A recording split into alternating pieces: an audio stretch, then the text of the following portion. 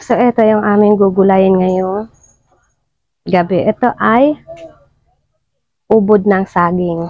Ayan. So, ito ay isang puno. So, mahaba lang siya masyado. Ito ay aming gagataan at hahaluan namin ng munggo green gagataan. So, ang ginagawa sa puso ay sa ano na to, ubod na to, i-slicein ito ng maliit-liit. Ayan. Maninipis lang yung kanyang slice. So, kung mapapansin nyo, ayan, hindi siya nabibigtas.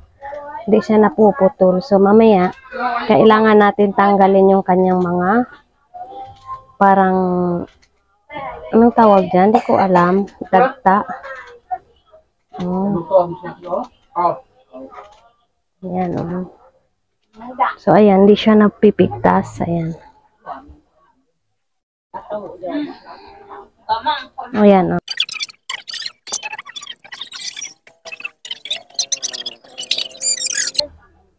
Aray. So, ayan, natapos na tayo. Ngayon, tapos na tayo mag-slice. Ngayon, isa-isahin muna natin, tatanggalin itong kanyang mga parang rubber niya.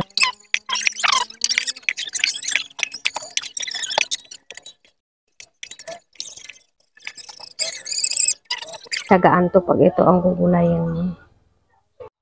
So, ayan yung kapatid ko. Kumuha na siya ng niyog panggata namin sa amin. Gugulayin ngayong hapon. Ito, lagyan natin ng asin.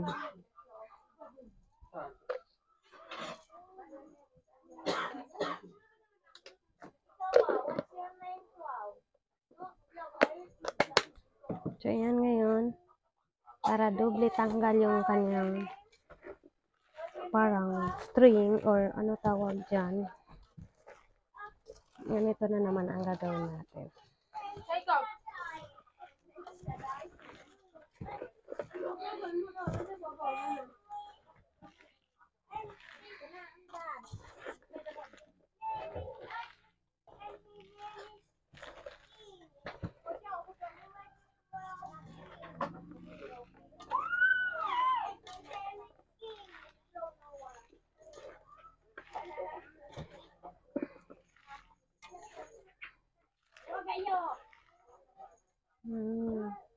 Yan, meron pang natitira. Yan.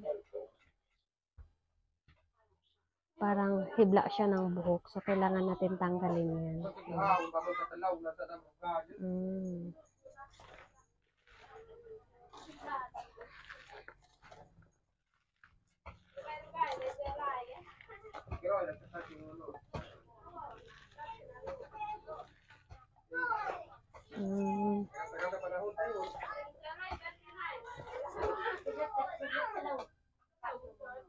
Ayan.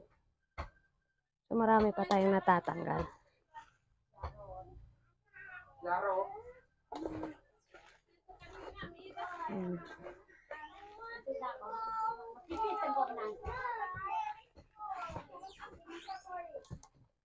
So, ganyan lang yung ating gagawin. Inaantay pa natin yung munggo at saka yung ating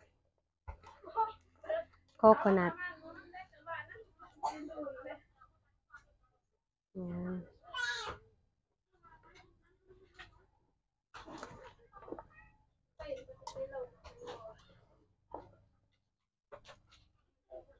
So, ayan, okay na.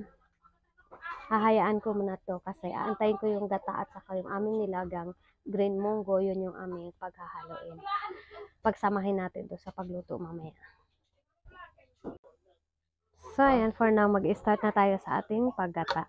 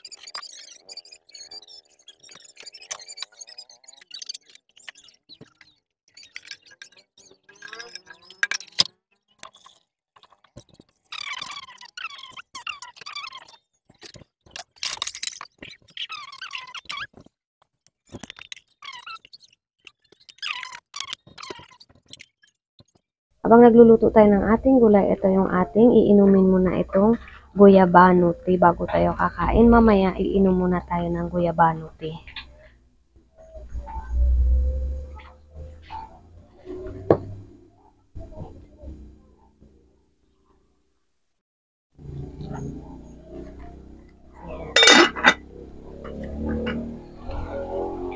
Ito ay malaking tulong sa atin ang guyabano tea kapag ito ay ating na-maintain 30 minutes before meal, iinom na tayo nito 3 times a day.